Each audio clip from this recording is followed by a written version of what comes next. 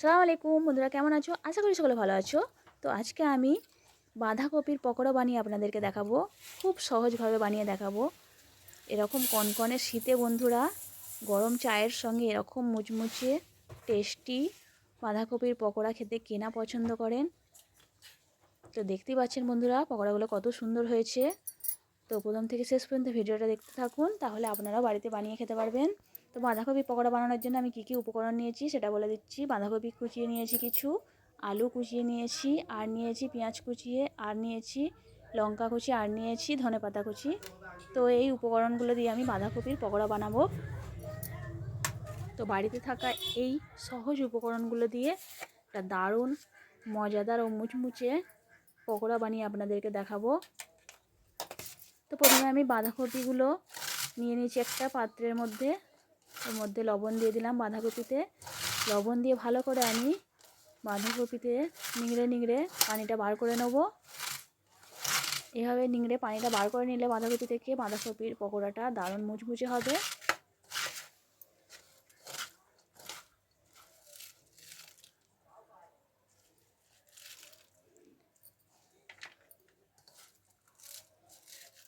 তো আমি ভালো করে নিংড়ে বাঁধাকপিগুলো আমি একটা পাত্রের মধ্যে তুলে নিচ্ছি।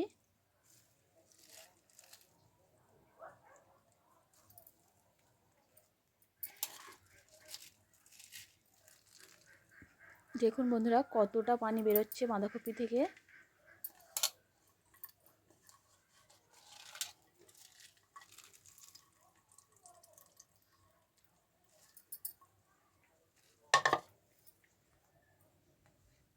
এবার আমি ওই নিংড়ানো বাঁধাকপিগুলো প্রথমে নিয়ে নিলাম, আর নিয়ে নিলাম কেটে রাখা আলু, সরু সরু করে কুচি করে নিয়েছি, আর নিয়ে নিচ্ছি পেঁয়াজ কুচি,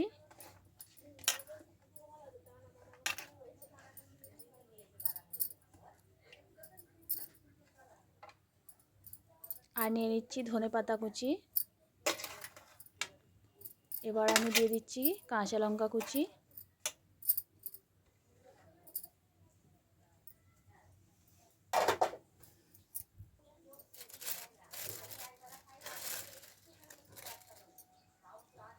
এবার আমি দিয়ে দিচ্ছি বেসন। পরিমাণ মতো বেসনটা দেবেন।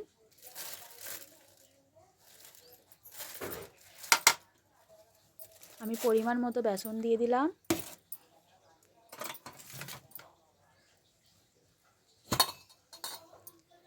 এবার দিয়ে দেবো আমি চালের গুঁড়ি।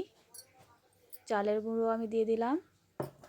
তো এই চালের গুঁড়োটা দিলে বন্ধুরা পকোড়াটা দারুণ মুচমুচে হয়। তো দিয়ে দিলাম আমি স্বাদ মতো লবণ,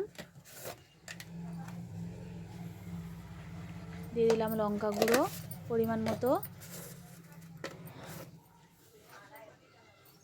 হলুদ গুঁড়ো দিয়ে দিলাম,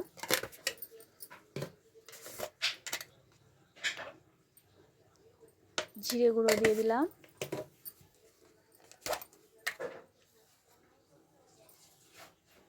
দিয়ে দিলাম মিট মশলা,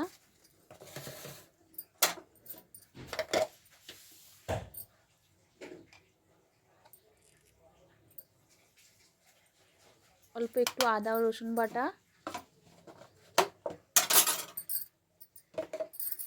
এবার আমি ভালো করে সব উপকরণগুলো মাখিয়ে নেব বাঁধাকপির সঙ্গে।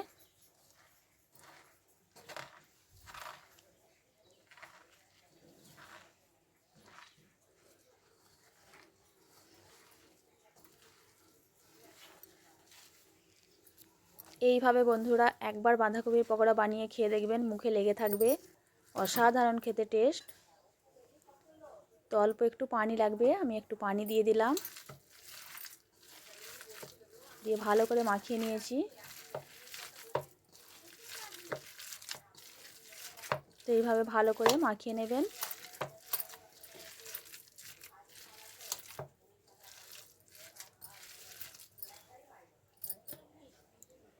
তো মাখানো আমার হয়ে গেছে।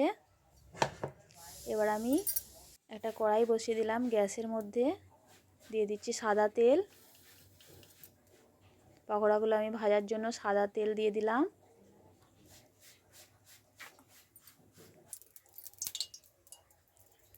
তো তেলটা গরম হয়ে গেছে, এবার আমি পকোড়াগুলো তেলের মধ্যে শেপ করে করে দিয়ে দিচ্ছি।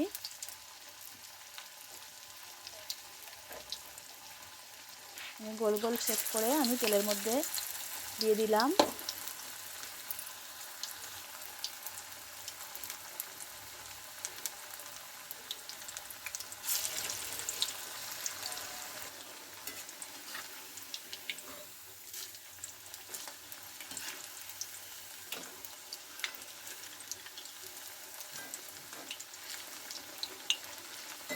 তো এই শীতের সময় বন্ধুরা পকোড়া খেতে খুবই ভালো লাগে, এরকম সন্ধ্যাতে চায়ের সঙ্গে খেতে খুবই ভালো লাগে। বাচ্চা বড় সকলেই খেতে পছন্দ করেন পকোড়া।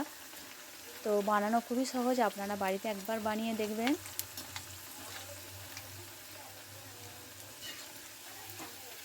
তো আমার ভাজা হয়ে গেছে, আমি এবার তুলে নেবো বাঁধাকপির পকোড়াগুলো।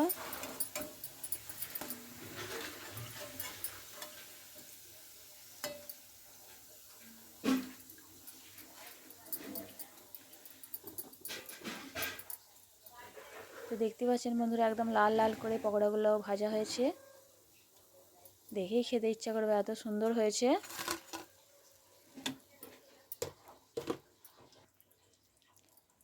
তো আবারও আমি বাকি পকোড়াগুলো ওই তেলের মধ্যে ভেজে নেব।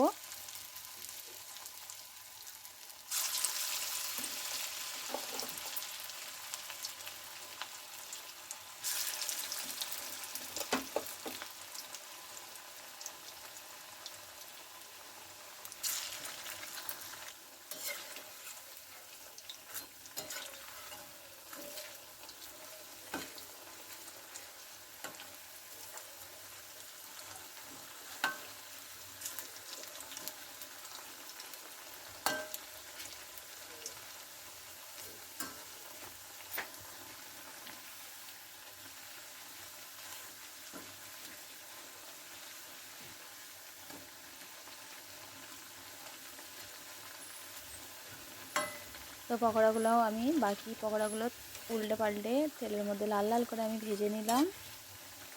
তো ভাজা হয়ে গেছে পকোড়াগুলো, এবার আমি তুলে নেব।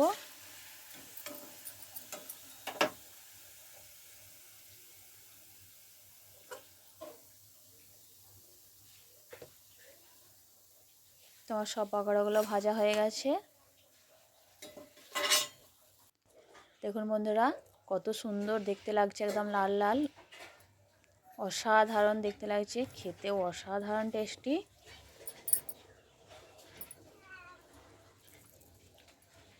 তো আপনারাও বাড়িতে এই সেমভাবে বানিয়ে একবার খেয়ে দেখবেন, আর আমাকে কমেন্ট করে জানাবেন আমার এই বাঁধাকপির পকোড়া কেমন হয়েছে।